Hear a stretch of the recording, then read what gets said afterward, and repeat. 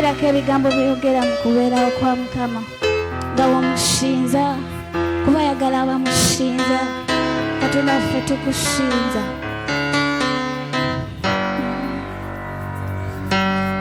Laba Mukama Kabaka Katonda w'eggye lumu yatambula ng'akoma ku bantu. Enjegere zikutuka abantu basumululwa. Oyo ye Mukama eyatonda eggulu n'ensi. Yimusa emikono gyo mu bbanga. Laba Mukama Kabaka Katonda w'eggye lumu yatambula ng'akoma ku baana b'abantu. Tuyimbe ffenna. Enjegere zikutuka abantu basumululwa.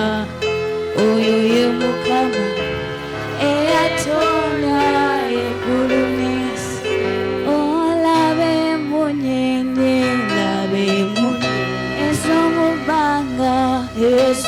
bbanga, omwezi n'enjuba, omwezi n'enjuba bimufuna. Katonda omulamu, Katonda omulamu yowanyenya ensi eno. Kusaawe nyuma ng'asumulula. Tukiddemu ng'owanise emikono gyo. Laba emunyenye, laba emunyenye ng'emunyenye we zimusinza. Nawe yimusa eddoboozi lyo n'emikono gyo kyogere. Omwezi n'enjuba ebimuvunami. Katonda omulamu, Katonda omulamu yowanyenya ensi eno. Kusaawe ng'anyuma ng'asumulula. Ekitiibwa ky'Omukama, ekitiibwa ky'Omukama tewalyakyekana nedda.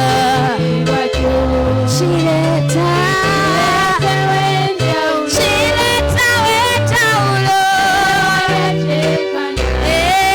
Mukama Katonda w'eri. Ekitiibwa kyo Kabaka. Era emikono gyo giyimusize ddala mu bbanga. Ekitiibwa ky'Omukama, ekitiibwa ky'Omukama tewalyakyekana ekyo. Kireetawo enjawulo. Mukama Katonda w'Eriya. Ekitiibwa kya Yesu. Yimusa eddoboozi lyo okiyimba okusinkaka. Ekitiibwa ky'Omukama tewalyakyekana. Ekitiibwa ky'Omukama kireetawo enjawulo. Mukama Katonda ekitiibwa kya Yesu waffe kikeesa abayo. Ekitiibwa kya Mukama, ekitiibwa kyo tewalyakyekana, tewalyakyekana. Ekitiibwa kyo kireetawo enjawulo. Yimusa eddoboozi lyo kiyimbe ng'okitegeeza. Kubanga ekitiibwa kya Katonda we kiri masekati gaffe. Kiteesa omuya. Ekitiibwa kyo Kabaka. Ekitiibwa ky'Omukama tewalyakyekana. zamusa eddoboozi lyo kiyimbe ng'okitegeeza. Kireeta wenjawulo tewali akwenkana Mukama Katonda w'Eliya ekitiibwa kyo Yesu ekiteesa omuya okushamayo mugambe ekitiibwa ky'Omukama kitiibwa kyo Katonda wange tewali akyenkana nedda.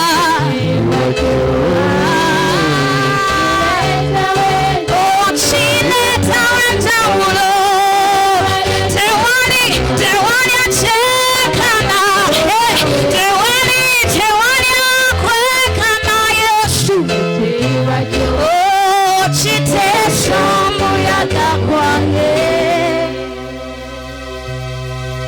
Kano omugumba we yaloza ku kitiibwa ky'Omukama olubuto olugumba ne luvaamu akaana kalenzi. Simanyi kizibu kyonna ate bw'okkiriza Mukama asobola kubanga ekitiibwa kye kikasa embeera yonna. Ekitiibwa ky'Omukama oba osobola mukubira engalo zikube tena ekitiibwa kya Katonda tekigabana n'omuntu yenna. Kireetawo enjawulo tewali yegobeka Mukama Taata ekitiibwa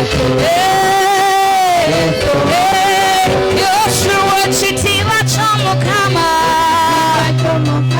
ekitiibwa kyo Kabaka tewali akyenkana ekitiibwa kyo kireeta wenjawulo kiyimbe kitegeeza tewali akwenkana Mukama Katonda w'Eliya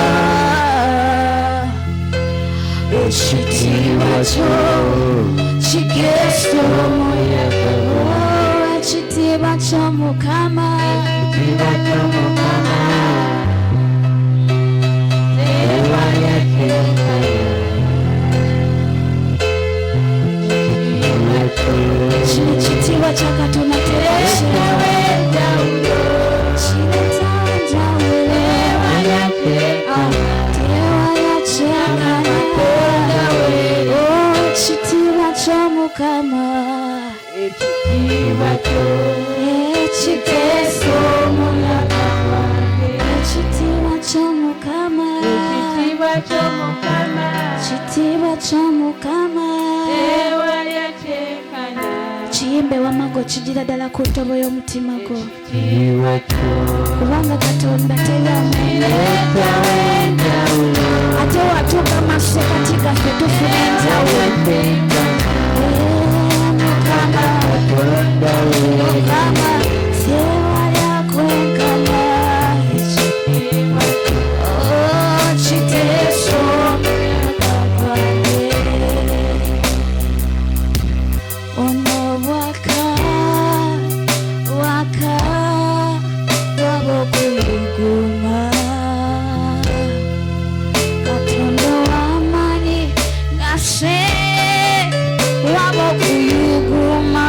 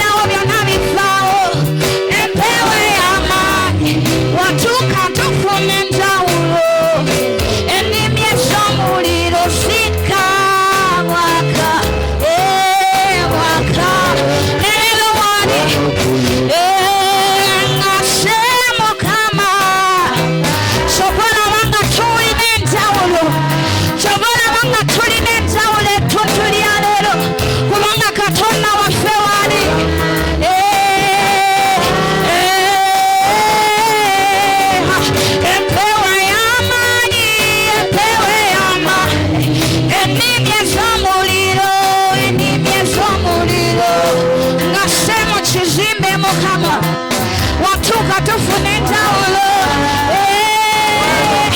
yosanya kamako nasemo kama kambe ngo kitegeeza waba kuyuguma Katonda w'amaanyi n'endwadde ziwona abalema batambula abamuzibe balaba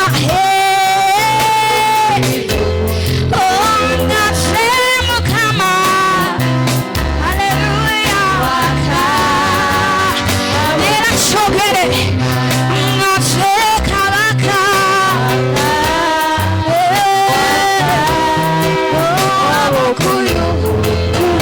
Katonda w'amaanyi Katonda w'amaanyi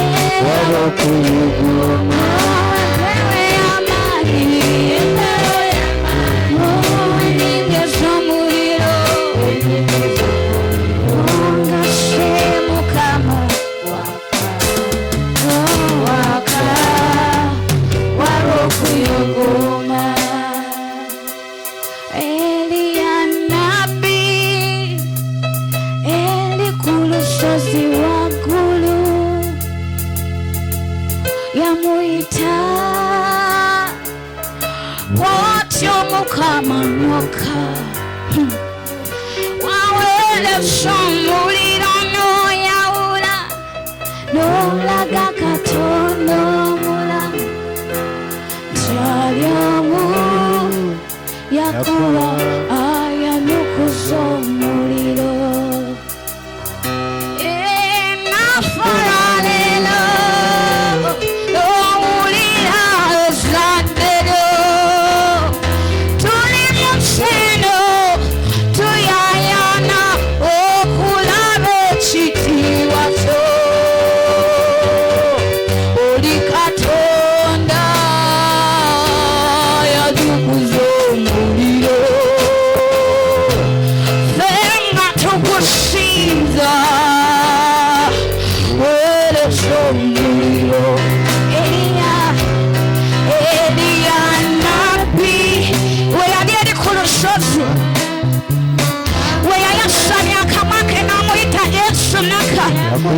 Katonda naka na yawula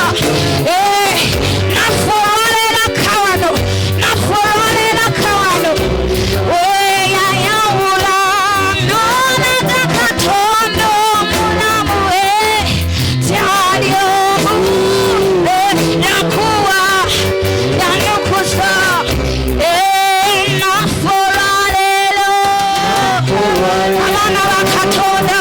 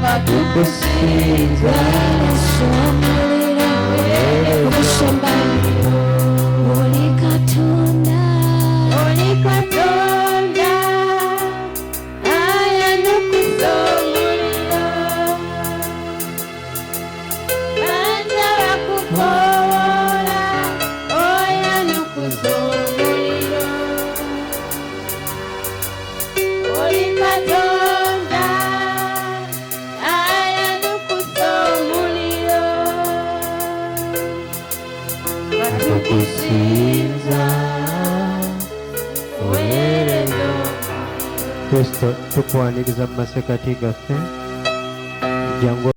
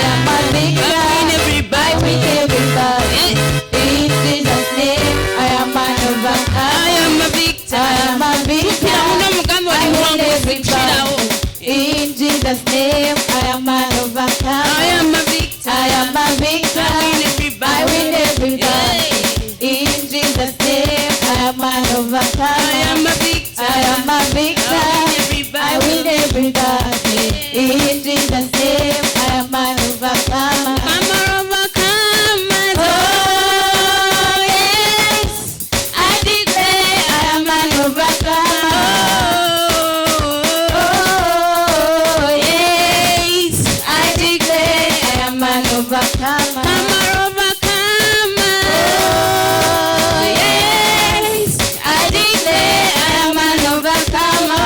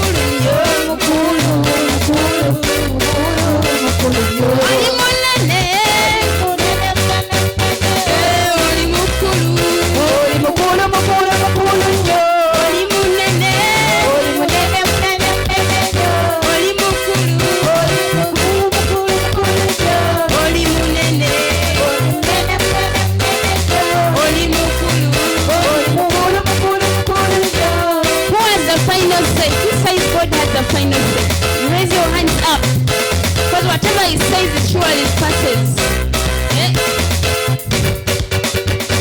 Who has the final say? Jehovah has the final say. I say, who has the final say?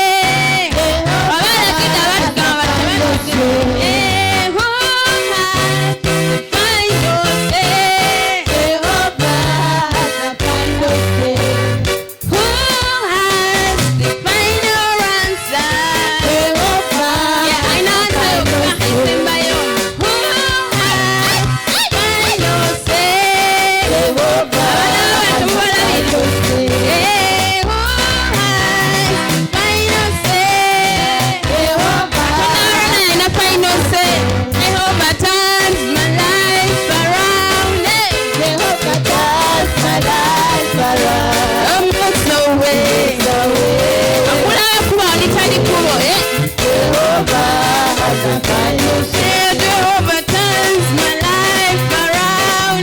Jehovah does my life around. Makes a way. It's a way where I see no way.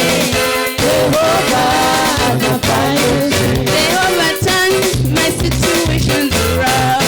Jehovah does my life around. Makes a way. It's a way where I see no way. Jehovah has the final say. I say, who has the final say?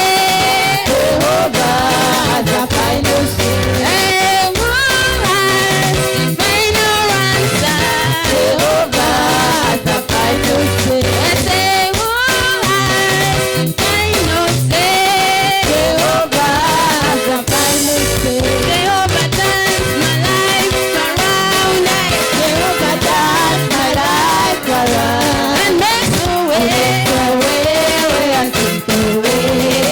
Jehovah has the final say. Jehovah turns my life around. Jehovah does my life around. And makes a way. It's a way where I see no way.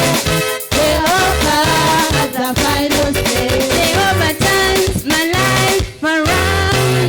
Jehovah does my life around. And makes a way. It's a way where I see no way.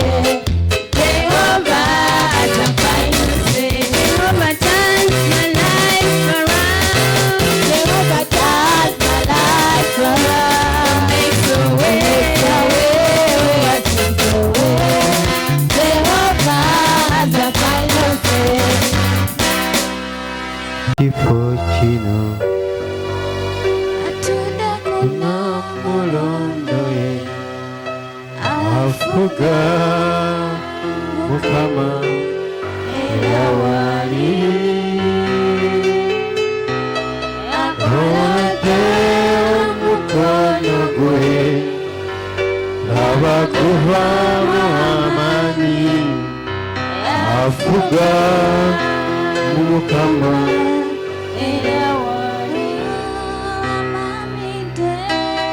amanidde mu kifo kino tudekuna mulondoye afuga Mukama era wali akolate omukono gwe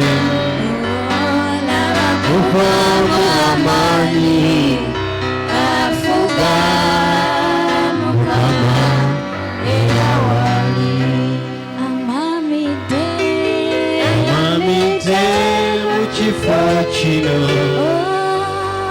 tukuna mulondoye afuga Mukama era wali agolodde omukono gwe abakuvamu amaanyi afuga Mukama era wali agolodde omukono gwe abakuvamu amaanyi afuga Mukama era wali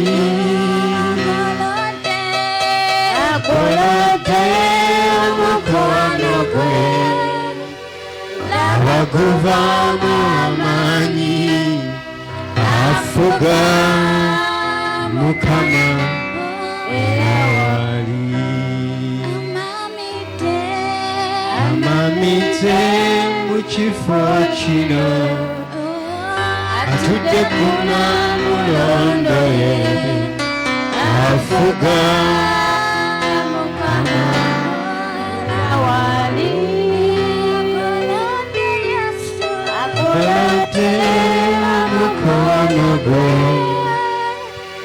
wakuvamu amanyi afuga Mukama era wali. Kubira Yesu Kristo engalo z'amaanyi. You have to clap mightily lwa nsonga because Zabbuli ey'ekikumi of Psalms 100 ekugamba bw'eti. tells you this way. Njagala owulirize bulungi. Listen carefully. Zabbuli 10 olunyiri olusooka.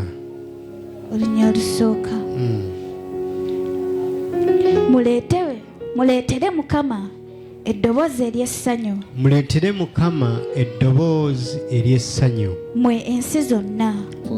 Abantu abasinga bamanyi nti Katonda bamuleetera bizibu. Most people think that they bring to God problems. Katonda kyasinga okwetaagamu kwe kumuleetera essanyu. What most God wants from you is you to bring happiness. Njagala omukubira akalulu ak'amaanyi. May you ululate for him. Kubira Yesu Kristo akalulu ak'amaanyi. Haleluya. Kale weyongereyo. Mumuweereze Mukama n'essanyu. Mumuweereze Mukama si n'ennaku yammwe. N'essanyu. Mujje mu maaso ge n'okuyimba. Mu maaso ge n'okuyimba. Mumanye nga Mukama ye Katonda. Era mukitegeere butegeezi temulinayo Katonda mulala wabula ye Katonda. Oyo ye yatutonda. Oba oli mu mbeera mbi, oba oli mu mbeera nnungi, oba oli mu mbeera ey'obulwadde, oba oli mu mbeera y'ennaku, oba landiroodiwo leero agenda kugoba, gwe sooka omanye nti Katonda ye Katonda wo. No matter the condition that you're in, togenda kufunayo Katonda mulala. You don't get any other God. Embeera yonna Katonda gy'akuteekamu, Every condition that God puts embeera you in, yonna gy'olimu, every condition you're in, olina kikkiriza nti Katonda agirimu. you admit that God is in it. Era toyinayo Katonda mulala agenda kuwonya mbeera eyo But you don't have any other God going to rescue from that okuggyako situation Katonda wo. except your God. Kati engeri gye yakuteeka mu mbeera eyo So they put you in that condition. y'engeri y'emu gy'agenda okukujja mu mbeera It's the eyo. same way will take you out of that condition. Kati bw'obanga oli mu maaso ga So Katonda, if in the presence of the Lord, byonna ebikutawaanya byerabire, all that is disturbing you forget osanyukire okubeerawo kwe. and be glad of his presence. Abantu kye batamanyi What people do not know, kye tuyita amaanyi ga Katonda what we call the power of God, kwe kubeerawo kwa Katonda. is the presence of God. Katonda wonna wahali Wherever God is, wabeerawo amaanyi there is ge, his power, wabeerawo obuyinza there bwe. is his dominion. Bino byonna bye munoonya All these things that you're seeking for, newankubadde birungi gye muli, no matter how good they are to you, ekisinga omuwendo munoonye okubeerawo kwa the Katonda. most valuable thing is you to seek for the presence of Mwegayire God. Katonda mubeere mu kubeerawo kwe. Beseech unto the Lord to be in his presence. Okubeerawo kwe kwokka kwe kukola His enjawulo. presence alone makes a difference. Okubeerawo kwe kutambula naawe, If his presence moves with you, naawe ofuuka wanjawulo You era also- obeera you also wanjawulo. become peculiar and you do Kati peculiar omwana things. w'omuntu kye yeetaaga So what child of man needs kwe kubeera mu kubeerawo kwa is to be Katonda. in the presence of the Lord. Beera mu kubeerawo kwa Be Katonda. in the presence of the Lord. Abalokole ffenna kye tulina okunoonya. All of us born again is what Bino you're seeking ebyamagero for. byonna bye munoonya All these miracles that you're seeking for, muyinza okuba nga you mubyagala. may need them. Okuwonyezebwa kwe The munoonya healing that you need, muyinza okuba nga okuwonyezebwa you mukwetaaga. may need it. Naye ekigenda okuggyawo obulwadde oba ennaku eri ku mutima But gwo what will take away the sorrow or the pain in your heart gwe kwe kunoonya okubeerawo kwa is you Katonda. seeking for the presence of God. Okubeerawo kwa Katonda The presence of God kuggyawo buli kizibu kyonna, takes away every problem, kuggyawo buli lusozi lwonna takes away every mu mountain. linnya erya Mukama waffe In Jesus' Yesu. name, our Lord. Kubanga Bayibuli tugamba ye w'abeera Because the Bible tells us that where he is, ensozi the ziseeteera. mountains can move. Omuntu tasobola kuseeteeza lusozi. A man cannot move the mountain. Tewali lusozi lusobola kutya There's no mountain that can ne fear you. woolirinnyako terusobola Even if kuseeteezebwa, you step on it, it cannot ne fall. woolirinnyako terusobola Even kusaanuuka, if you step on it, it ne cannot waliwo melt. katonda asobola But okutuukawo it is a God who reaches, ne lumulaba bulabi ne and you lukkakkana. just see him and it comes Kati down. ekizibu kyo So your problem, tosobola kukiggyawo, you cannot take it. essaala yo tesobola kukuyamba kuggyawo kizibu kyo. Your prayer cannot help you to take away your Wazira problem. okubeerawo kwa Katonda, But the presence of the Lord, okwo okubeerawo kwa Katonda okuli mu bulamu bwo the presence of the Lord that is in your life, kusobola okuggyawo ekizibu kyo. can take away your problem. Leero njagala otunuulire Katonda, I want you to look at God today. njagala ozzeewo okubeerawo kwa Katonda mu bulamu I want to bwo. bring back the presence of the Lord in your Buli life. kimu kijja kwekola kyokka Everything that will be worked mu upon itself. linnya erya Mukama waffe In Jesus' Yesu. name, our Lord. Haleluya. Amen. Mikka essula esooka akanyiri akookuna, Micah njagala chapter olize 1 bulungi. verse 4. Mikka Mika essula esooka olwokuna. N'ensozi n'ensozi zirisaanuuka wansi we. zirisaanuuka wansi we. Tewali kizibu kisobola kusaanuuka olw'okuba musumba wazze. There's no problem Ensozi that can zisaanuuka lwakuba Katonda waali. Because of your pastor, but they melt because your God is there. Mu linnya erya Mukama waffe In Jesus' Yesu. name, our Lord. Si buli kizibu nti omusumba agenda kisabira, Not every problem will be ne solved by your waliwo pastor. ebisaanuuka, But there are those that melt. waliwo There ebisaanuuka, are those that melt. waliwo ebizibu ebigenda There are okukuvaako problems that will leave you lwakuba oli mu maaso ga because you're in Katonda. the presence of the Lord. Weetwalire ekitiibwa kya Take Katonda, the glory of the buli Lord. kimu kijja kutereera mu maaso Everything will go. be sought in your presence. Tewali kyonoonya. There's nothing you're looking for. Leero nnoonya okubeerawo kwa Just looking for Katonda. the presence of God. Bw'omanya okubeerawo kwa If you Katonda, understand the presence of God, haleluya, amen, buli kimu kigenda kubeera kirungi. everything will be well. Mukolerera ki? What are you working for? Mutunuulire okubeerawo kwa Look Katonda. unto the presence of the Lord. Haleluya. Amen. Bwe kunaatambula When nammwe, it moves with you, bwe kunaatambula when nammwe, it moves with you, ebizibu byammwe bigenda badduka. all your problems will vanish. Sitaani tasobola kutya lwakuba oli The mulokole. devil cannot fear you because you're born Sitaani again. tasobola kutya lwakuba osaba The devil can osaba never fear you nnyo. because you're so prayerful. Sitaani akudduka The devil runs away lwakuba akulabyemu because okubeerawo you kwa see Katonda. in you the presence of God. Leero Katonda kakusaasire. Then may God have mercy upon Leero you. Katonda kakomyewo emmemme eyo. May God bring back your spirit, your Haleluya. soul, Mu maaso ge. unto His presence. Kakomyewo ekifaananyi kye May He bring back His mu image maaso ge. in His presence. W'onaakifuna When you get it, ogenda kubeera wa ddembe. you'll become free. Eddembe tulifuna We get freedom lwakuba tuli mu maaso ga because you're in the Katonda. presence of the Lord. Ngambira mulirwana wo, yiga okubeera mu maaso Tell ga your neighbor, learn how Katonda. to be in the presence of God. Yiga okubeera mu maaso ga Katonda. Learn how to be in the presence. Mulekeraawo okukolerera abantu obbalaba. Stop working for people to see you. Mukolerere Katonda obbalaba. Work for God to see you. Kugambye Katonda wobeera mu maaso ga I've Katonda. told you, whenever you're in the presence of God, Ne banaakuvunaana Even Katonda if- tagenda biraba. even if they accuse you, Ne you bwe will not see it. banaakuloga eddogole tegenda Even if they kukukwata. bewitch you, witchcraft will not come. You Tuwangula si lwakuba tuli overcome b'amaanyi. not because we are mighty. Tuwangula lwakuba tuli mu maaso We ga overcome because we are in Katonda. the presence of the Lord. Mu linnya erya Mukama waffe In Jesus' Yesu. name, our Lord. Dawudi kyava That's akaaba why David cries n'agamba tongoba mu that don't chase maaso me out go. of your presence. Tongoba mu maaso go. Chase me not out of your Tongoba presence. mu kubeerawo kwe. Chase me not out of your Tomanyi presence. kubeerawo kwe kye kusobola You don't know kukola. what His presence can do. Tomanyi kubeerawo kwe kye kusobola You don't know kukyusa. what His presence can determine. Bw'obeera mu kubeerawo kwa Katonda, When in the presence of the Lord, naawe obeera you are Katonda. also God. Haleluya. Amen. Kubanga Katonda aba ali ku ggwe Because God is on you, ate nga naawe oli munda mu and you're ye. also in Him. Haleluya. Amen. Kati ekyo kye kikola So that is enjawulo. what makes a difference. Ekyo It kye kikufuula omuntu is ow'enjawulo. what makes you peculiar. Bizinensi yo, Your business haleluya, Amen. terina kubeera mu maaso does go, not have to be in your presence. erina kubeera mu maaso ga It has to be in Katonda. the presence of the Lord. Bizinensi yo bw'enaabeera mu maaso ga If your Katonda, business is in the presence of the Lord, togenda kukwata bakasitoma. you will not curb customers. Bakasitoma bajja kwereeta Your customers will just come mu themselves. linnya erya Mukama waffe In Jesus' Yesu. name, our Lord.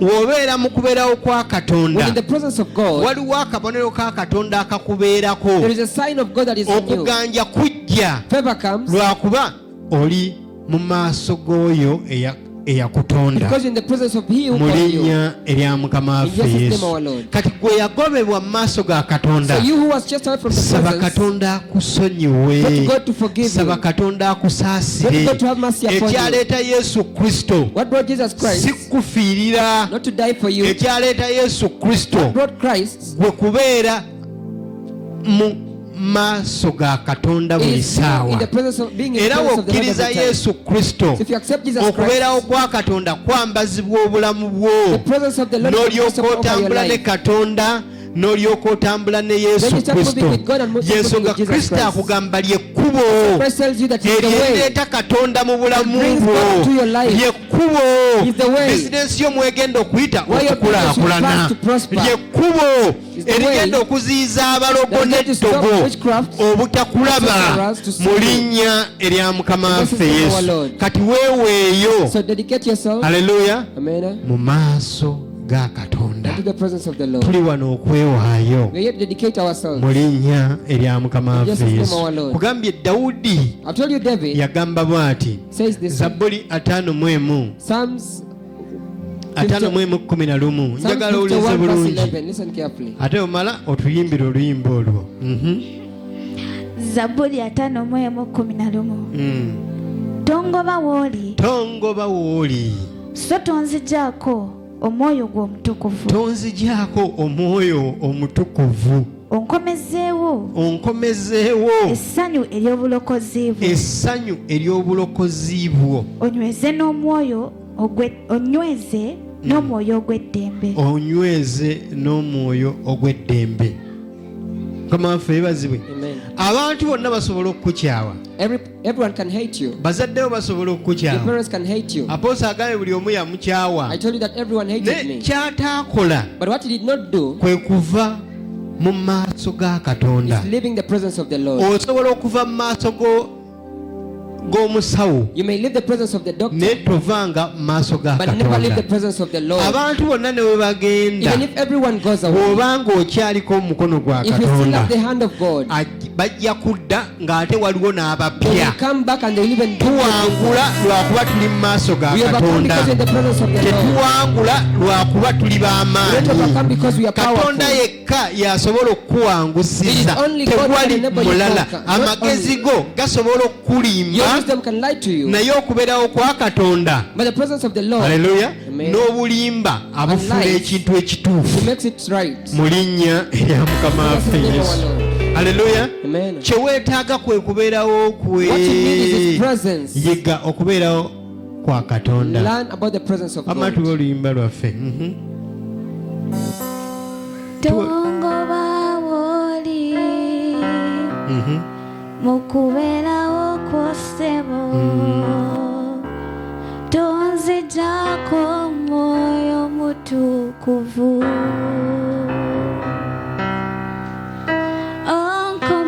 onkomerezeewo Olulinde wekka, essanyu yimba lw'oluzungu. ery'obulokozi. Yimba lw'oluzungu kale. Oluzungu sirumanyi nzabunza. Cast. Kama easy to do it. Cast me not away, your spirit from me. Let me not away, spirit from me. Temungaba mwekwaya ya wano.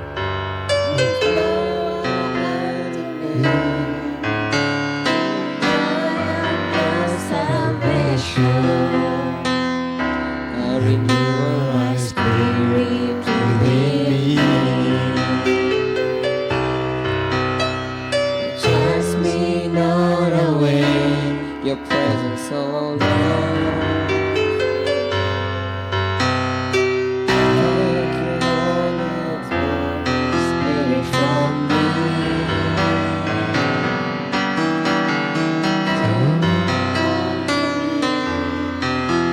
The joy of your salvation, and you will have spirit within me. Haleluya. Amen. Toyina kubeerawo kwa You Katonda. should not be cast away or leave the presence of the Lord. Ebintu byonna bireke bikuyiteko. Everything should pass away. Abantu lekka bonna bakukyawe. Let everyone hate you, Tokkirizanga Katonda but kukukyawa. never accept God to hate you. Abantu bonna bagende mu bulamu bwo. Everyone should live in your life. Ebintu byo byonna kabife. May everything of yours live or perish, Naye Katonda ajja kukuddizaawo. but God will give you back in return. Nga we yaddizaawo Yobu. The way he gave back to Job, Yobu ebbanga lyonna lye yabonaabona for all the years that Job suffered, yakizuula nti ateekeddwa kubeera mu maaso ga he Katonda. discovered that he had to be in the presence of the Era we Lord. yawangula ekigezo ekyo. When he overcame Era that naye test, w'oba oyagala okuwangula ebikemu mu nsi. you too, if you want to overcome temptation in the Bw'oba world, oyagala okuwangula ekibi mu if nsi. you want to overcome sin in the world, Fuba nnyo okulaba ng'oli mu kubeerawo kwa Katonda. fight so much that you're in the presence of the Lord. Ne banaakusomesa obutoonoona. Even if they teach you how not Ne to sin, banaakuyigiriza obutayenda. even if they teach you how not to commit adultery, Naye nga toli mu maaso ga Katonda But era you're not- ogenda but kwenda. you're not in the presence of the Lord, you'll still commit Ekisobola adultery. okukuuma gwe okubutayenda What can guide you from oba adultery, obutakola bikolobero or for you not to commit any sin, gwe kwe kumanya nti oli mu maaso ga is you knowing Katonda. that you're in the presence of the Era Lord. entiisa eyo wejja mu mutima gwo. When that fear comes in your presence, Era entiisa eyo k'oligifuna mu bulamu bwo. when you get that fright in your life, Muganda wange eggulu likulindiridde. my dear, heaven is waiting for you. Obulokozi oba obulina. You'll have salvation. Obulokozi tubufuna kubeera mu maaso ga Katonda. Salvation is got from being the presence of Kawuba the Lord. obuwanguzi. Even if it is victory, Haleluya. Amen. Tubufuna lwa kubeera mu maaso ga Katonda. is gained because you're in the presence of God. Danyeri 3:19. Daniel chapter 3 verse 19. Abasajja basatu baabasuula mu muliro. There were 3 Hebrew boys that Naye were thrown in newankubadde fire. baabasuula mu muliro, Every much they were thrown in fire, baagaana okubeera mu maaso g'omuliro, the 3 Hebrew boys failed to be in the presence of fire. omuliro ne baguyingiramu ne Katonda They entered the waabwe. fire with their God. Leero ekizibu Today the ky'oyingidde problem that you've entered in, oba abantu kye bakutaddemu or where people have put you, ng'oli mu maaso ga when Katonda, in the presence of the Lord, nkulayira ekizibu ekyo ogenda I kiwangula. swear you're going to overcome that problem. Tekisobola It cannot kukuwangula. overcome you. Obulwadde bwe bakusindikidde ng'oli mu The disease they Katonda, have sent you when you're in God, n'obwo bw'ofunye nga toli mu Katonda naye n'oyingira mu even the one that Katonda, you've gotten when you're not in God and you're not in God, obulwadde obwo That nkuwa disease, amawulire amalungi bugenda I'm giving you wona. good news that is going to heal. Obuwanguzi bwe weegomba The victory era that you n'obuwanguzi adore, bw'oyagala All the victory that you need, olina kuyingira mu you Katonda have to enter in ne God. bulyoka bujja mu bulamu Then it bwo. manifests in your life. Haleluya. Amen. Bano baabasuula mu muliro These ones were thrown in fire kubanga baagaana okusinza ebibumbe, because they refused to worship naye idols. mu muliro omwo But amidst the fire, mwalimu Katonda. there was a fourth man. Baasuulamu basatu, They threw 3. naye okubeerawo kwa Katonda tekwabaleka. But the presence of the fourth man did Okubeerawo not kwa leave them. Katonda ge maanyi agakuziyiza oba agatambulira ku bulamu bwo, The presence of God is the one that is the nga power that wegaagala hinders you, that gasobola moves amidst your life. okweyolesa, wegaagala tegasobola If it wants, kweyolesa, it can manifest. If it doesn't want, it cannot naye manifest. gagenda gaba geeyolesa mu bulamu It bwo. manifests in your life. Omuntu aliko Katonda tabula, Someone who has God does not omuntu disappear. atambula ne Katonda tabula. One who moves with God cannot disappear. Ekigambo ekiva eri Katonda tekisobola kubula, The word that is from God cannot disappear kubanga kibaako amaanyi ga Katonda. because it has the power of God. Okuwonyezebwa okuva eri Katonda tekusobola kubula. The healing from God cannot disappear. Olwaleero waliwo amaanyi agagenda Today okweyungako, there is power that is going to join waliwo you. amaanyi agagenda okutambula There is power that is naawe, going to move with you. nti nga ne banaaba kusudde mu They're muliro. thrown into fire. Omuliro gwe njogerako waliwo abakooma nga The bali ku fire, kyoto the fire I'm nga talking about, there are those ones. bookya obulamu bwo. Who are trying to burn your life in the Nkulayirira altar. ekyoto kye baliko I swear the altar ne that we they are in, kinaaba kibumbujja Even emirundi if it is musanvu so furnace, n'okusingawo, ekyoto kyabwe tekisobola kwokya, the furnace fire will not burn you. kubanga munda mu ggwe okubeerawo kwa Katonda kufuuka ekyoto Because within you the presence of the Lord mu becomes linnya erya an Mukama altar in waffe Jesus' Yesu. name, our Lord. Tuyige okutambula ne Let us learn Katonda. how to move with Kyolaba God. ne Bayibuli ekugamba So the Bible is even telling you, newonaayitanga mu muliro, even if you go through newonaayitanga mu when mazzi, you go through water, ye agenda kubeera He will naawe, never leave you, he will be agenda with you. kutambula He naawe, will go with you. tali kuleka. Never leave you. Haleluya.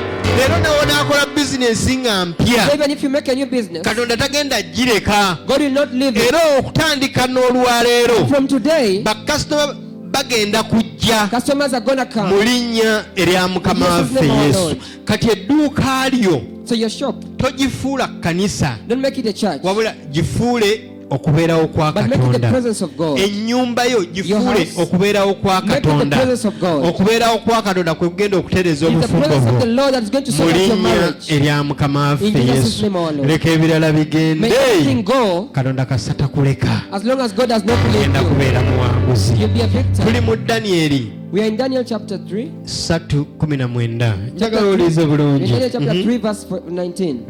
Danyeri 3:19.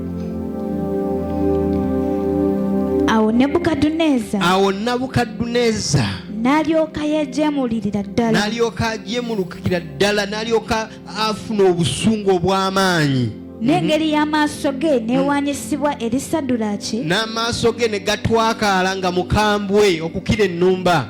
eri Sadulaki, Misaki ne Abeduneego.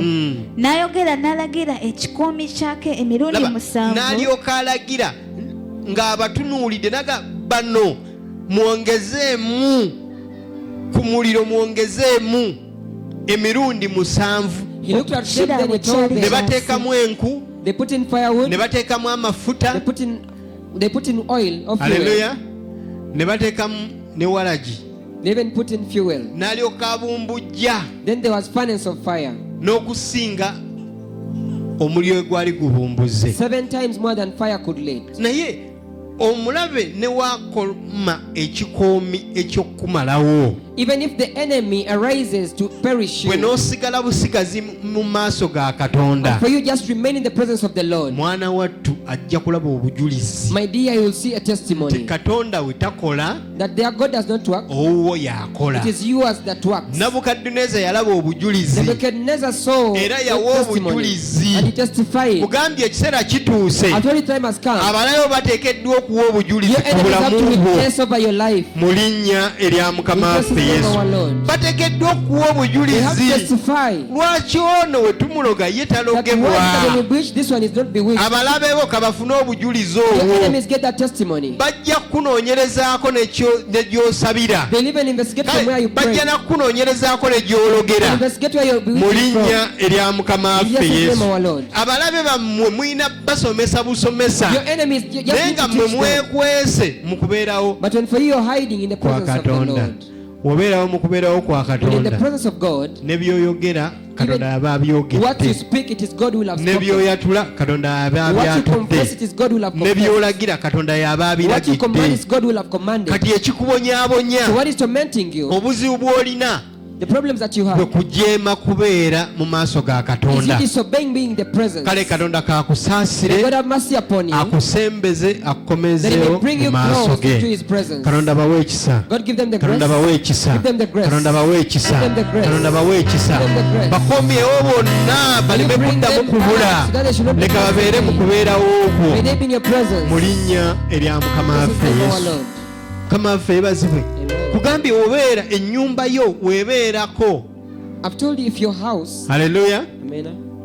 weebeera ennyumba yo ng'eri mu kubeerawo kwa Katonda, If your house is in the presence of God, ababbi bagiyitako, haleluya, okugenda okubba ewa neighbor, thieves pass by your house to go and si steal from the lwakuba nti neighbor. gweyo yabafaananidde bubi, Not because your house look bad, lwakuba waliwo Katonda. but because there is God in your heart, your Katonda house. katandika okukuma May God obulamu start bwo protecting your life. mu linnya erya mukama This is the name of our waffe Lord. yesu. Abaana bammwe mubasabire okubeerawo kwa Katonda. Always pray for you, the presence of the Lord. of your N'oba oli children. mu lugendo lwo saba okubeerawo kwa Katonda Even if you're in your kugende journey, naawe. pray for the Lord. presence of Katonda the Lord to be with you. w'anaatambula naawe, If God moves with you, haleluya, Amen. tewali asobola There kukuyimiriza. is no one who can stop you. Ojja kutuuka You reach gy'ogenda where you're going, ate oyiseewo and you've gone beyond mu it. linnya erya mukama In Jesus' waffe name, our yesu. Lord. Aha. n'alagira ab'amaanyi abamu ab'omu ggye lye okusiba Sadulaki, Misaki ne Abeduneego. N'alagira ab'amaanyi, He commanded the mighty, mukama waffe yeebazibwe. Amen. Waliwo abantu nga tebakyabalogesa ddogo. There are some people who are no longer bewitched by witchcraft. Omuntu okulogesa eddogo aba akuyambye. Someone to bewitch you with witchcraft, they will have helped you. abalabe bammwe oliwo aba akyakuloga bulozi ng'aloga someone is bulozi still aba bewitching akyakuyambye He's just helping you. naye waliwo okusindikira emisambwa But there are those who send you demons. waliwo okusindikira There are amayembe those who send you even olwo horns. luba lutalo olulala nnyo There is a- lusingako ne ku There is lw'amalogo another war beyond even witchcraft. mukama waffe ebazibwe Amen. ne gwani awangula But emisambwa who are you who overcomes demons? gwani awangula amayembe Who are you who overcomes horns? haleluya ate ogenda kugawangula And you'll overcome them kubanga oli mu kubeerawo kwa because you katonda are in the presence of God. haleluya amayembe tegatya ggwe The horns do not fear you. gatya katonda They fear God. okubeerawo kwa katonda The presence of God. kwekko kwokka okusobola okugoba ebyokoola It is the only one that can chase demons. haleluya Amen. mu linnya erya mukama waffe In Jesus' Yesu. name our Lord. ebyokoola mubimanyi ge gamaanyi amabi agatakyafugibwa There are those evil powers that cannot be ruled anymore.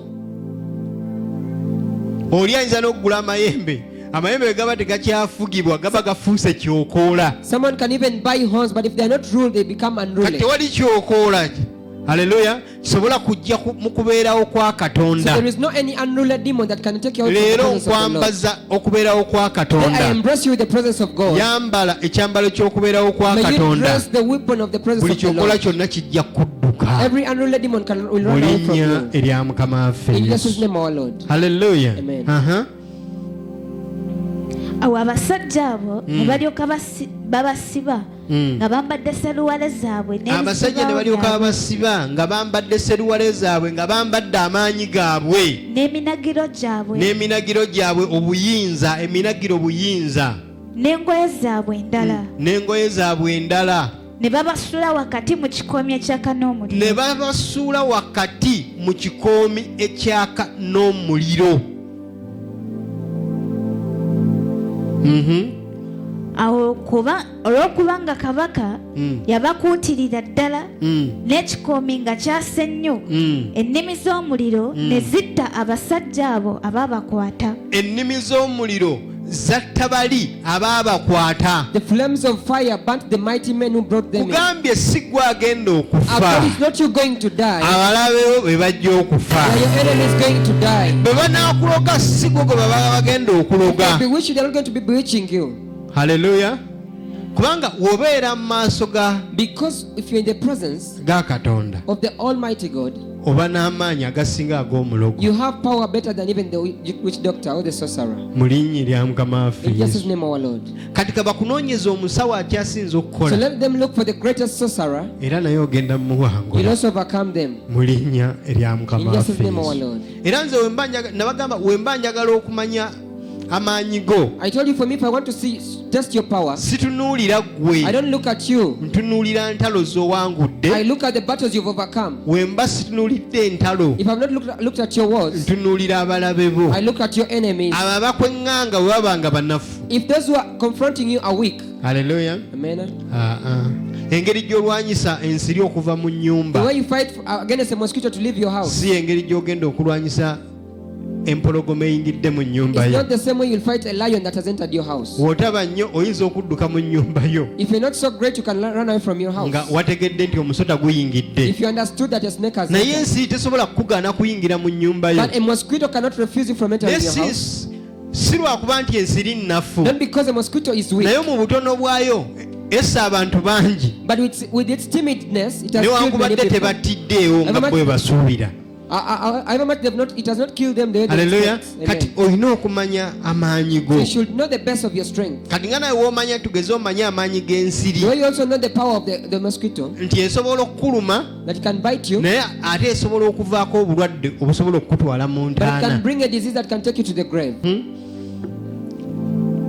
n'abasajja abo abasatu Sadulaki, Mesaki ne Abeduneego ne bagwa wakati mu kikoomi ekyaka n'omuliro nga basibiddwa.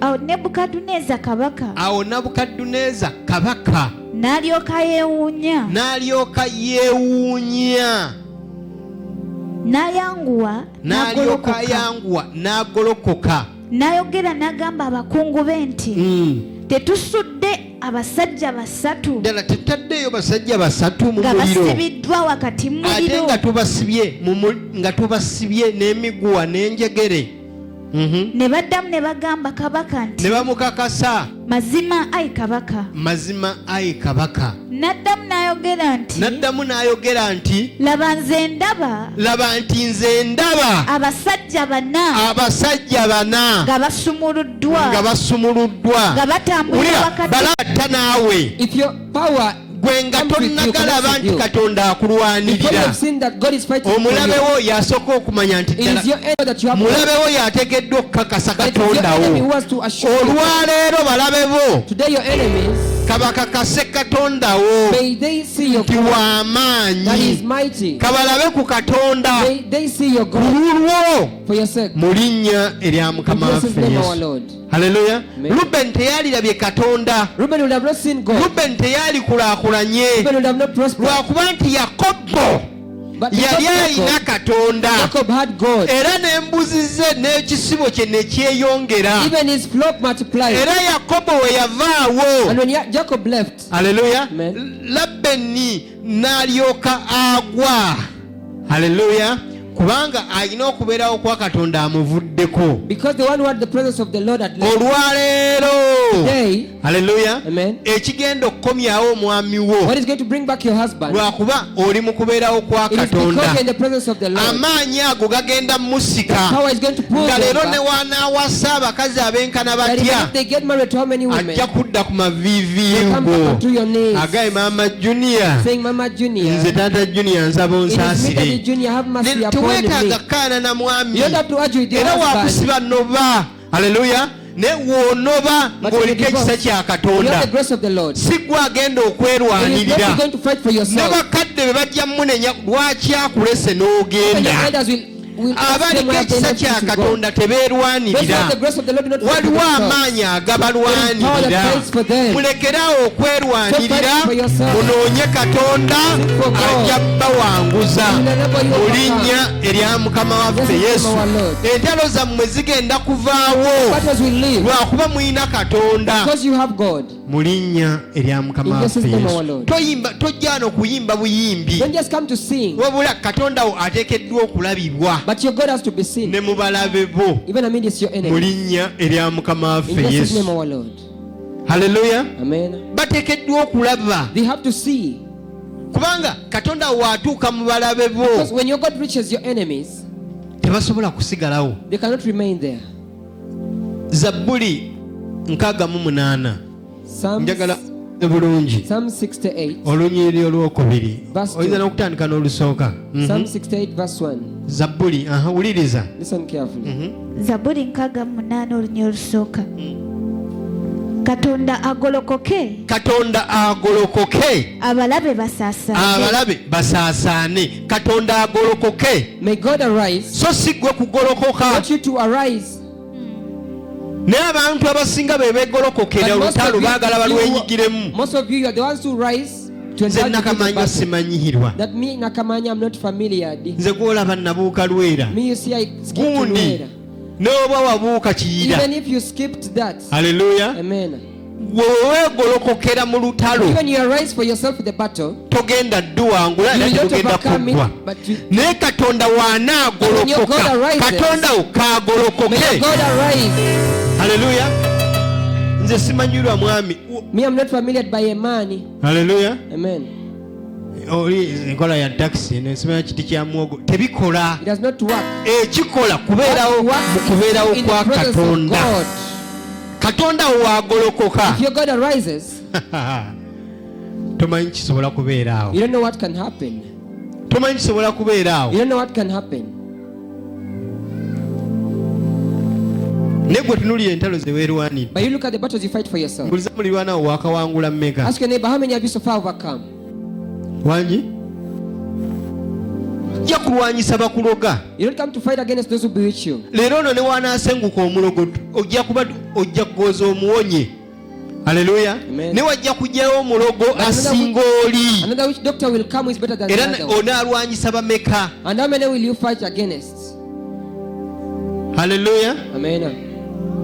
Bameka abalina ababaloga. How many have those who bewitch you? Oba olina omu Katonda kakwongereko If you have one, may God add you another one. ofune So dabuddabu that you get double. okakwate kabinja. That you should have a crowd of them. mu linnya erya mukama waffe Bless his yesu. name, our Lord.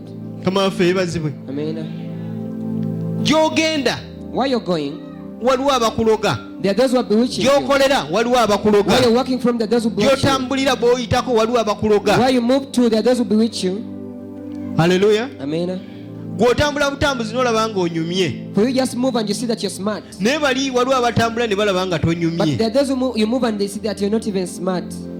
kati balumye omutwe negenda oyitewo n'akagoye kalala n'akagatto The next kalala, time you move with katonda another shoes, another kakwambaze. cloth, may God dress you. Haleluya. Amen. mu linnya erya mukama Bless waffe his name, yesu. our Lord. katonda wo wagolokoka, When your God arises, katonda wo wagolokoka, when your God arises, buli akulwanyisa agenda wansi. whoever is fighting against you lowers down. n'ayagala ne woba oli ng'alina obuwanguzi ku bulamu bwo, Even if the other one has victory over your naye life, olunaku katonda kagolokoka.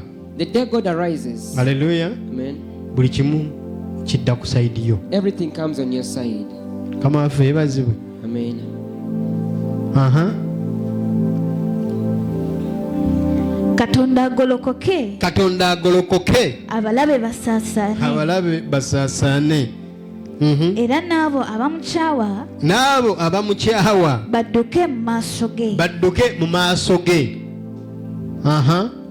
ng'omukka bwe gugobebwa ng'omukka we gugobebwa ne gutambula, okuma omukka gutambula butambuzi tegumanyi gye gulaga, obagobe bw'otyo. obagobe bw'otyo.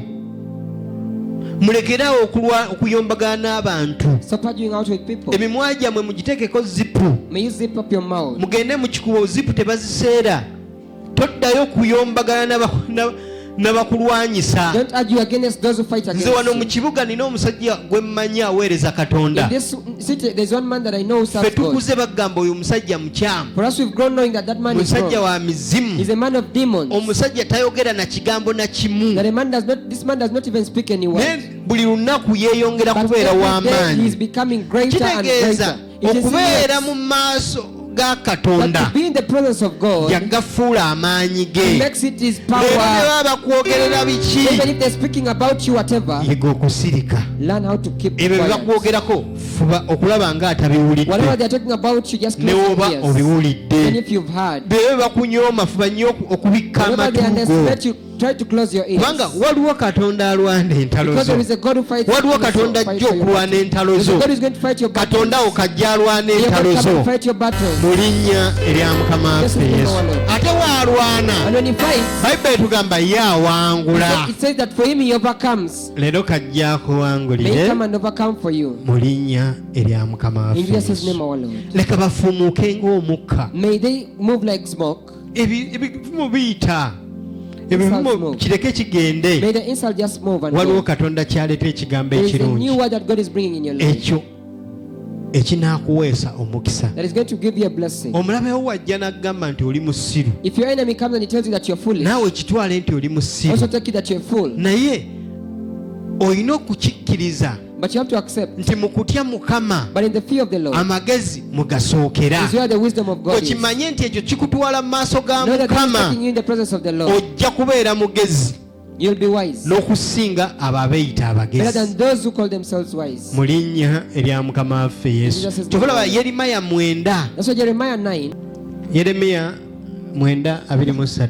bw'ati bw'ayogera mukama nti, bw'ati bw'atutegeeza mukama katonda, omugezigezi gwe omugezigezi teyeenyumirizanga olw'amagezi ge, teweenyumirizanga olw'amagezi ge, so n'ow'amaanyi so gwe naawe ow'amaanyi teyeenyumirizanga teweenyumirizanga olw'amaanyi ge, olw'amaanyi go, so n'omugagga so naawe ayinamu akasente. teyeenyumirizanga waliwo sente byetagenda ggula. olw'obugagga bwe. oyinza okuba ne sente, waliwo sente byetagenda ggula. you may have money. There are things that will not be bought by money. waliwo ebitiibwa byo nga tebirina kye bigenda ggula, There's where your honors will not help buy anything. kubanga katonda wo Because you are God, gw'olina is the one okwenyumirizaamu. you should be delighted in. teweenyumirizanga mu ebyo by'olina. Delight not in what you have. waliwo teweenyumirizanga mu baana bo boozadde, Never be delighted. over sigala your nga children that weenyumiriza mu katonda. you- Be delighted. in the n'abaana bo presence of the basobola Lord. okwegaana. Even your children will deny you. teweenyumirizanga mu mwami wo, Delight not in your husband. weenyumirize katonda. Be proud of God. haleluya. Amen. kubanga yafuga byonna Because he rules all era yakola byonna. and he does all. mukama waffe yebazibwe. Amen. Kati toyombagana n'abantu. So argue not with people. Abakuvuma baleke bakuvume. Those who are insulting you, let them insult you. Abakukyawa ddembe lyabwe. Those who hate you, it's their freedom. Abakwogerera obubi ddembe Those lyabwe. speaking evil about you, it's Buli omu their alina freedom. eddembe lye. Everyone has Buli their muntu freedom. alina eddembe okwagala Everyone has freedom to love you. ate alina eddembe n'obutakwagala. They also have freedom not to love Kati you. buli muntu muwe eddembe lye So ery'obwebange. give everyone freedom, Haleluya. Amen. Naye gwe lwanirira eriryo. but you fight for your own. Era eriryo liteeke mu mikono gya Katonda. And your own, put it in the presence of the Lord. Ojja kulaba obuwanguzi. You'll see victory. Ajja kulwana entalo zo. You'll fight your battles, Era entalo zo ojja and you'll ziwangula. overcome your battles. Mu linnya erya Mukama waffe. In Jesus' name, our Lord. Teweeraliikiriranga. Worry not. Abalabe bo ne bakulaba. Buli kyonna kye boogera tekirina makulu. Even if your enemies see whatever they speak does not have value. Ne wookola ekintu ng'abantu balaba kikyamu. Even if you do something and people think it is wrong. Ne wookola ekintu ng'olaba kikuswaza. Even if you do something and you see Ne wekiba nga kikuswaza nga shaming nga you. kikuswaliza ddala. Even if it is shaming you indeed. Haleluya. Amen. Ng'okikoledde mu maaso ga Katonda And you have done it in the presence of God. kijja kuvaamu It obuwanguzi will come out with victory. mu linnya erya Mukama waffe In Yesu. Jesus' name, our Lord. Ne woolikola ekintu kyonna kyolaba nga n'abantu bakiraba nti kibi. Even if you do something, even if people see Ne that it wekiba is bad, kikumalamu ekitiibwa. even if it takes your glory, Haleluya. amen. Kkiriza oba okikoledde mu maaso ga Accept, if Katonda you've done it in the presence of God, kigenda kuvaamu obuwanguzi. it will come out with victory. Dawudi, Bayibuli etugamba Dawudi yali mu maaso ga The Katonda. Bible says that David was in the presence of the Lord. Olwa Katonda be yali amukoledde, Bayibuli etugamba Dawudi yakuba amazina n'azina. Because of what God had done to him, David Okumanya danced and yazina ne danced. yeeyambula. To an extent that he even went naked. Kati abantu nga obalawo we bagenda mu bivulu ne beeyambula. There is people going for concerts and they are Kiba dressed. kizibu nnyo okusanga abalokole nga It's very baggyemu hard. amasaati nga basanyuka. To find born again when they've stripped naked and they are jubilating. Lwakuba batya okuswala. Because they fear shame.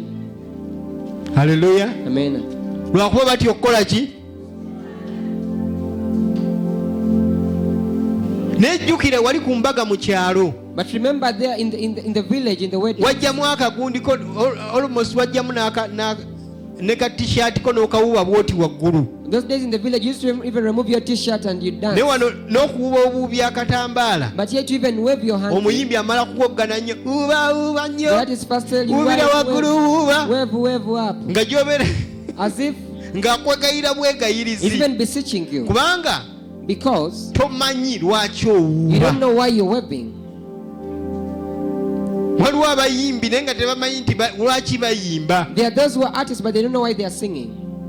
Waliwo abasaba naye nga tebamanyi lwaki basaba. There are those who pray but they don't know why they pray. Kati lyensonga leero obalaba. That's why today you see them. N'omala omwezi nga tobalaba. After a month you don't see them. Leero bakeera. Today they come early. Ate enkya ne bajja leeti. Tomorrow they come very late. Lwa nsonga Because kye baliko tebakimanyi. they don't know about the presence.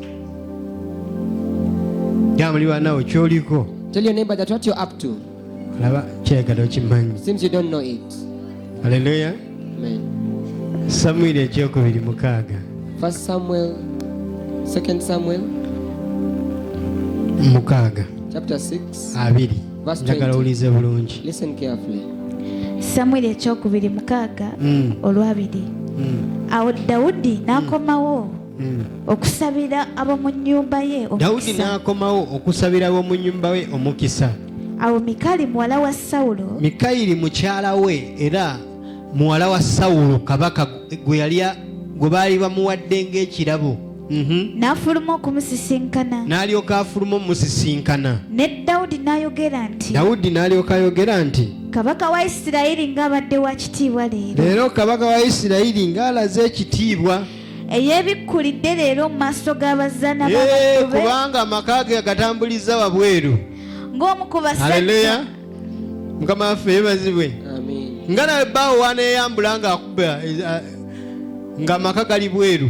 Though your husband will undress Kati and, okumuwaana mukiina bukiinyi.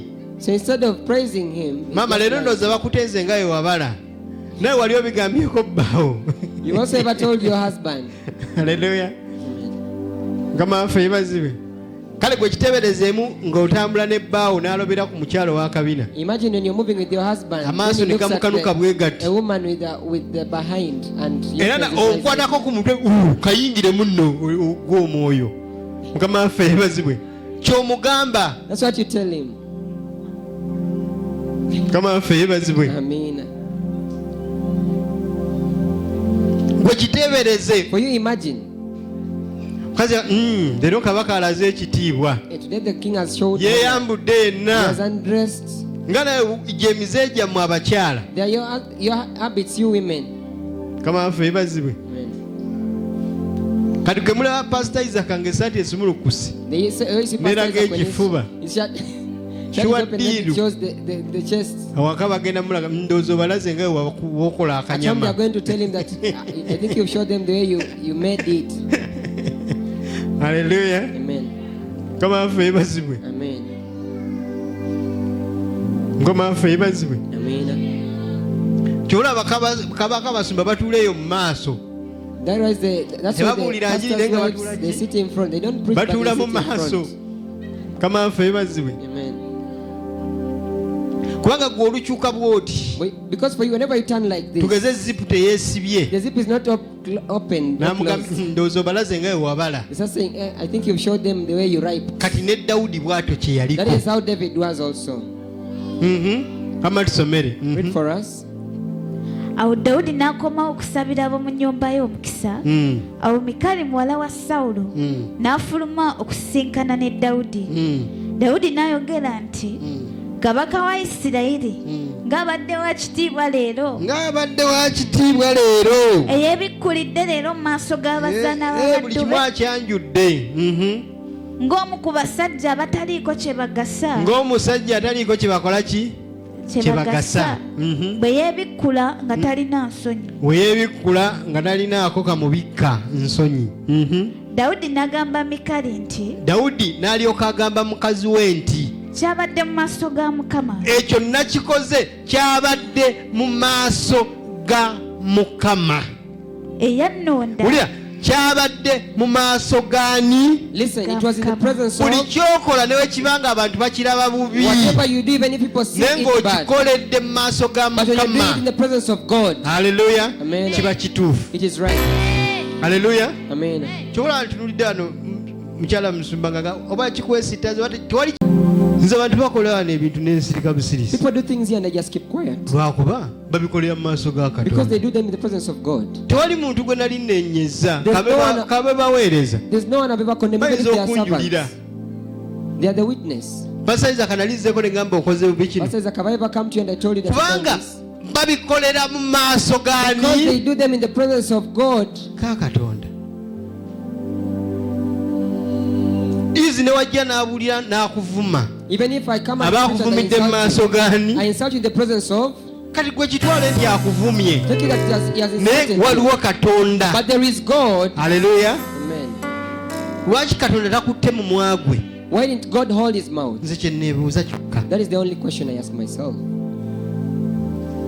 Mukama waffe yeebazibwe. Amen. Ekyo nno kikulu. That is very vital. Tutyanga kukola kintu Leave nda. everything for God. Yajja kweronderamu For he ababe will choose his era own. n'ababe And he abamanyi knows his own. mu linnya erya Mukama This is waffe the name Yesu. of our Lord. Bayibuli etugamba okubala 12. The Bible is telling us in Numbers chapter 12. Njagala awulize bulungi ekyatuuka ku Maliyamu Listen carefully what happened to Maryam ne Aloni. and Aaron. Tozannyiranga muntu abeera mu maaso ga Never Katonda. play with someone who is in the presence of the Lord. Ne waba nsobezza Even if they have wronged. eyinza obutaba nsobi It may not be an error mu maaso ga Katonda. in the presence of God. Newankubadde nga nsobi. Even if it is an error, Haleluya. amen, Mu maaso g'abantu. in the sight of men. Kaba tusomere.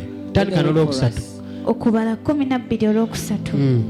Era omusajja Musa Era omusajja Musa yali muwombeefu nnyo yali muwombeefu nnyo. Yali muwombeefu nnyo okusinga abantu bonna okusinga abantu bonna abaali ku nsi yonna. abaali mu nsi yonna. Mukama n'ayogera mangu ago ne Musa Mukama n'alyoka ayogera amangu ago ne Musa n'Alooni n'Alooni ne Miriyamu ne Miriyamu nti mufulume n'abagamba mwe mufulume mwensatule mujje ku weema ey'okusisinkaniragamu. Abo bonsatule ne bafuluma. Mukama n'akkira ku mpagi ey'ekire n'ayimirira ku mulyango ogw'eweema n'ayita Alooni ne Miriyamu bombi ne bafuluma. N'ayogera nti muwulire nno ebigambo byange. N'alyoka abagamba muwulire mmwe ebigambo byange. Obanga munaabanga mu mmwe nabbi, obanga mu mmwe munaabanga ne nabbi, nze Mukama neetegeezanga gy'ali mu kwolesebwa. Nategeeza nabbi oba Musa gy'ali mu kwolesebwa. Nayogereranga naye mu kirooto. Waliwo baayogera nabo mu kirooto. Naye omuddu wange Musa si bw'atyo bw'ali. Oyo mwesigwa mu nnyumba yange yonna. Oyo nayogeranga naye akamwa ku kamwa nga si mu birooto ate mu lwatu. Tewali nabbi yenna. It means there is not any prophet eyali asinze Musa who has ever gone beyond kubanga Moses. Katonda teyamuwanga kwolesebwa Because God did not bwolesebwa, just give him a vision, teyamuwanga birooto God just give bulooto. him dreams. Bw'oyinza okuba nga waloota For you may have dreamt, naye ye teyaloota. but for him he did not dream. Katonda ayogera naye God kamwa speaks to ku him. kamwa. Mouth to mouth. Kitegeeza wankizo nnyo It means he is so mu vital in maaso ga the Katonda. presence of the Lord. Bagundi mujja kunenya abantu ab'enkizo ennyo You will condemn people who are so vital in the presence, mu maaso ga in the Katonda. presence of God. Mwe nga temubalaba nti bankizo When for you may not see naye them nga as mu so maaso ga vital, Katonda yet bankizo, in the presence of the Lord they are nga vital. tonnanenya muntu. Before you condemn anyone, Soka weebuuze first ask yourself, Katonda amulaba atya? how does God perceive them? Katonda amutwala How atya? does God take them? Katonda waatwala nti omuntu wa nkizo, When God perceives someone to be good, haleluya, gwe n'onaamuvunaana obubi even if you convict them of agenda kuba evilness, nga wa nkizo they will be vital. mu linnya erya Mukama In Jesus' waffe name, our Yesu. Lord. Kati tulwane So let us fight n'ebizibu byaffe, with our problems. tulwane Let us fight tubeere mu maaso ga so that we Katonda, can be in the presence of the Lord. bwe tugenda okuwangula. That is when we shall overcome. Aha, genda mu maaso. Oyo nayogereranga naye akamwa ku kamwa era mu lwatu, so si mu bigambo bya ngero. N'okufaanana kwa Mukama anaakulabanga. N'okufaanana kwa Mukama anaakulabanga. Kale ekyabalobera ki okutya okwogera obubi ku muddu wange Mmwe Musa? ekyabalobera ki okwogera obubi ku muddu we? Omuze abalokole gwe mwatondawo The habit that you created ogw'okwogera byonna bye of musanze speaking about what you've just mulina called, okweggyamu. you have to take it away from yourself. Abantu abo bwe mulaba bawaayo okuweereza Those Katonda. people that you see, they give into Abantu support. abo ebisiibo bye basibye mwe Those people, the temubimanyi. fasting that they fast, you don't know. Abantu abo saddaaka ze bawaddeyo n'okuwaayo kwe bawaddeyo Those goyinza okuba people, the tonnakutuukako. sacrifices they have given and the, Kati tulina and kati the ku ssaawa fasting, zino you ensi, have not yet reached them. We have the world then. haleluya, Amen. ng'eyagala abantu bakole ebyo bye basuubira bye bya Katonda. The world want people to do what Katonda they yalina expect okusalawo to be ababe godly. n'ebibye It's God to decide His mu own. linnya erya and Mukama those that waffe are His. Yesu. In Jesus' Abantu name. baagala nnyo ebigambo ebiwoomerera, People want sweet words, naye nkukakasa but I assure you ekigambo ne bwe kiba nga that kirungi even if the word is good, nga tekiva eri Katonda, but it is not from God, nga si kya bwa and it is Katonda, not godly, ne bwe kiba nga kirungi, even if it is good, ne bweba nga enjigiriza even nnungi if it is a good teaching, naye nga teva eri but Katonda, when it is not from God, teriba ye. it will never be His. Ebibye biva wuwe, His comes from Him, era Katonda kaakuwa ebiva and may ewuwe God give you what comes mu from Him. linnya erya Mukama waffe Yesu. In Jesus' name, our Lord. Haleluya. Amen. Olyoke olabe omukono gwa So that you Katonda. can see the hand of God. Ka tulina okuyiga So we have to learn nti tulina ekyokulabirako that we have an instance, for nga example, ye Mukama waffe and it is Yesu a Kristo. reflection of our Lord Jesus Christ. Tumutwale ekyokulabirako. Let's take Him as a reflection. tulyoke tubeere so that we baddembe can be free. era katonda agenda kujja akubagiza omutima gwo And God is going to come and console your heart, ogwo ogumenyese the broken heart. buli omumenya omutima gwo Everyone break your heart. katonda agenda kubeera kumpi God is naawe going to be close to you. mu linnya erya mukama In waffe Jesus' name, yesu our Lord. haleluya Amen. zabbuli 34 njagala owulize bulungi Psalms 34, 18 verse 18. Zabbuli 34:18. Mukama ali kumpi n'abo mukama ali kumpi n'abo abalina omutima ogumenyese abalina omutima ogwo ogumenyese era awonya era awonya abalina omwoyo oguboneredde. abalina omwoyo oguboneredde kati omutima gwo gumenye mu maaso ga katonda Break your heart in the presence of God. katonda ajja kujja akuwonya God is going to come and omutima rescue gwo you. gubeere mu maaso ga katonda May your heart be in the presence of God. ojja kuwonyezebwa You will be healed. era togendanga n'okola ekintu kyonna And never go and do anything nga katonda takiriimu if God is not in it. nga katonda takola ki If God is not in, okusoomoozebwa kwonna kw'onaayitamu for every mocking you're going through, ng'oli ku kiragiro ky'obwa katonda when you're under the command of God, ojja kumala okuwangule you'll overcome it. togendanga Never go nga katonda tabiriimu if God is not in it, not part. tokkirizanga kubeerawo kwa katonda kuvaako Never accept the presence of the Lord to leave you. haleluya Amen. n'abaana ba isirayiri bwe batyo bwe baatambula Even the children of Israel, that is how they ne moved. batuuka mu nsi And they ensuubize reached the promised land. era ekigenda okukutuusa mu nsi And what is ensuubize going to take you to the promised land kusigala ng'otambula ne katonda is it to remain moving with God. mu linnya erya mukama In waffe Jesus' name, Yesu. our Lord. kirungi omusaba emmotoka ekutambuze It is very good to ask Him to. naye nemmotoka woba Enable you in the ogituddemu car. musabe ogende nga But even naye when you sit in a car, pray kati that you go with katonda Him. katambuze kabeere mu lugendo May lwaffe God be in our journey. katonda kabeere mu lugendo May lwo God be in your destiny. mu linnya erya mukama In waffe Jesus' name, our yesu Lord. mukama waffe yeebazibwe Amen. abasawo ne banaakujjanjaba Even if the doctors treat you, kakasa saba katonda akuwonye be sure that God heals you. ojja kuwonyezebwa You'll be healed. mu linnya erya mukama In waffe Jesus' yesu name, our Lord. haleluya okuva 33 Exodus chapter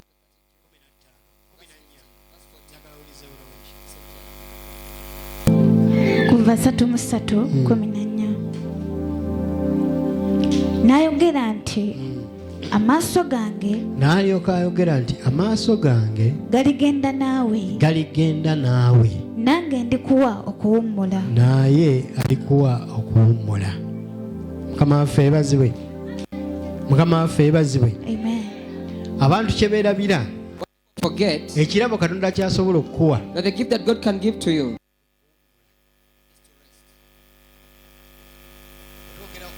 When you talk about resting, people think it is death. Amen. agenda kukuwummuza He's going to ebyo When ebizibu you rest, by'oyitamu what every problem you're going oyinza through, okuba nga ebizibu byo bikyaliwo problems may still exist, naye katonda n'awummuza omutima gwo but then obutabirowoozaako God rests your heart not to think about them. mukama waffe yeebazibwe Amen. oyinza okuba nga tolina kyakulya kituufu nga tolina kyakulya Maybe you don't have what to eat, naye katonda kawummuza omutima gwo obuteeraliikirira but may God rest your heart not to worry. bayinza okuba They may nga bagambye ogenda kufa have told you that you're going to die. kituufu oyinza okufa It is true you may naye die, katonda kawummuze okufa okwo but kwonna kutuuka ku bulamu let bwo God rest that death not to reach you. katonda kawummuze gwe okweraliikirira May okufa God rest you not to kubanga worry about n'ekyo death, kiyinza okukutta because even only that can kill kyobola you. nga bayibuli ekugamba yesu yabagamba That's what the Bible is saying. Jesus told them mujje gye ndi mwenna abazitoowereddwa that come unto me those who are worried, nange n'abawummuza and I will give you rest. ekiwummulo kya katonda The rest of the Lord kyekirabo kyasobola okukuwa is the gift that He can give to you. haleluya leero owummulira mu katonda They should rest in God. kowera mu katonda Get tired in God. haleluya ojja kufuna obuwanguzi You'll get victory. aha naye olw'okumi N'amugamba nti amaaso go bwe gataagendenga nange amaaso go we gataagendenga naffe totutwala okuva wano. totutwala okuva wano mulokole njagala owandiike eyo essaalayo gye njagala osaba When olwaleero again I want to read that prayer, let it be a prayer okuva olunaku today. lwaleero From today, mukama waffe yeebazibwe Amen. gifuula essaalayo Make it your prayer. obanga obulamu bwo obadde bugenda kuzikirira If your life was going to perish, wakirika embeera kekutuukeko oleme kgenda at least let a condition come and you si fail buli to go. kyanaasindika nti kibi nti kinaaba kibi Not everything that you will send that is bad will be bad. newaasindika ekintu ekibi Even nga if you send kiwonya obulamu bwo it rescues your life, olina okukyaniriza you have to welcome it. waliwo katonda byatusindikira nga bibi nga bitiisa There are things that God sends us and they are Nenga. threatening, biwonya obulamu bwaffe but they rescue our life. kamaffe ebazibwe tugeze oyinza okukaaba nti oli mwavu For instance, you may cry that you're poor, kamaffe ebazibwe nga senga ali yakuwa dda ssente senga twakuziika dda kamaffe ebazibwe Amen. olaba ssente oyenda ofunye emitwalo 10 kati bwonaafuna obukadde 10 You see that you commit adultery when you've gotten 100,000. What if you get kati waliwo katonda millions? bamma ssente nga yakimanyi abammye There's aleluya one God denies you because he ng'abataasa knows you have denied. ng'akyayagala okubeera nabo He rescues you because he still wants ng'akyayagala to be with them. okutambula nabo He still wants to move with them. kamaffe ebazibwe Amen. oyo mulirwanawo gwolaba The neighbor you're seeing now, mukkakkamu lwakuba mwavu he's very calm because he's poor. naye ayinza okugaggala wano But when they get rich here, nalaba nga n'ekkanisa tekyali levo ye they will see the church as if it's not of their standard. kamaffe ebazibwe Amen. gwe kitunulemu naye tokyagala kuwangala mu kyalo mukamaffe wajja mu kibuga n'ofuuka You came ekizibu in the city and you became a problem era to us. n'ennyimba muze muyimba Even the songs that you sing. sejja kuva kampala I'll ŋŋaanyi not leave Kampala, I've refused it. eri balitwalayo mulambo Will they take a body there? mukamaffe yebazibwe Amen. mukamaffe yebazibwe Amen.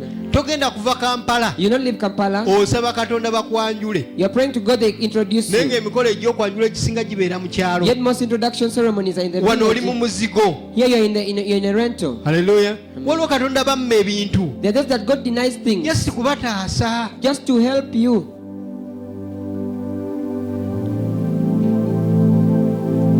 tolaba nti bakugoba You see that they are chasing you. naye gwe singa gwe abanja But what if it is you demanding?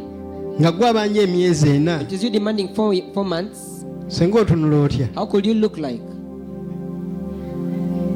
omanyi obukambwe bwoliko You know the way you will become vigorous and tough? nze balokole bangi pasita I've seen nsaba God onsabire against. omukyalo oyo agenda amaze emyezi 8 nga tansasula Pastor, I pray that you Nze pray for that woman ng'omuntu. to leave.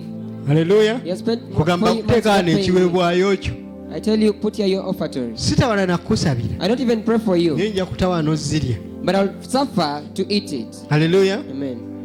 ate nsabiremu oli wakiri afune I pray for the other person you don't tewali like to ajja gain. n'akugamba pasita nsabira omuntu oli katonda amuyambe afune sente There's no one who comes to you that, Pastor, pray for the other person to get money so asobole okunsasula that they can pay me. basaba kubagobera They bali just want to cast the other people. kati ye levo y'obulokola So abalokolo that we is the bali level of salvation that born again mulabe have reached n'emitima at. gyammwe egyo emibi You've really suffered with your bad mu heart. linnya erya mukama waffe In yesu Jesus' name, our Lord. mukama waffe yebazibwe Amen.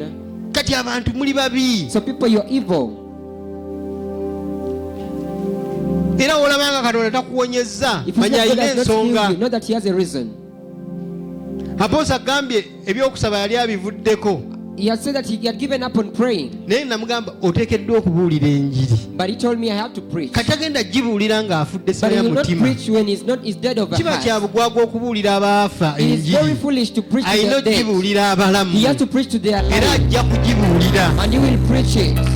haleluya era waba ayagala okuwangaala And if he wants to last long, awangaala obutagibuulira naye ng'ajja gibuulira but he will have to preach it. wakiri aligibuulira ali ku kitanda Maybe he'll preach it on his bed reading. nange omusujja guluma naye muloboke You're dying, but you get healed. haleluya Amen. kubanga katonda kyonna kiyakutegekera For what God planned for you, yakikutegekera He planned it for you. omulabe tasobola So kukusalirawo the enemy cannot decide for you. leero njagala oddeyo Today I want you to go back. otandike okwogera nga You katonda start speaking like God. otandike okukola nga You katonda start talking like God. otandike okulagira nga You start katonda talking like God. gwalagira ekinaabeerawo ne It is you to kibeerawo command something to happen. gwalagira and it obulamu bwe happens. bukyuke ne You command bukyuka it to change and it changes. yiga okubeera katonda Learn how to be w'obulamu bwo God of your life. haleluya Amen. saba katonda akuwa ekisa ekyo Pray to God to give you that grace. waliwo n'abantu nga tebagenda kufuna maanyi ga So the katonda people will not even get the power of God. nze katonda n'amala mpa eriiso If eriraba God just give me the eye to see you, nja kulaba abalabe I'll bange see my enemies. God katonda tagenda kukuwa maanyi will kulaba not balabe give you the bo power to see your enemies. haleluya Amen.